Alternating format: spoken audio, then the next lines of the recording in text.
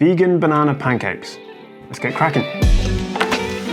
All right, so we're gonna make the mix first. Start with 1 cup of flour, 1 tablespoon of baking powder, 2 tablespoons of sugar, and a little pinch of salt.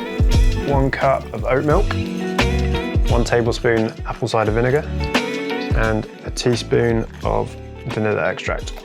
Now give it a good old mix. All right, once you've got rid of all the lumps, you're done. Put it to one side, grab a chopping board. Banana. Heat your pan on a medium heat, a little bit of oil. Once the pan's hot, ladle in your mix. Then add your banana. All right, after about a minute, just take a little peek. If it's golden brown underneath, and flip it over.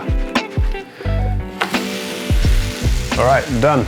Okay, I'm gonna finish my stack off with some dairy-free coconut yogurt, lemon zest, and maple syrup. Yes.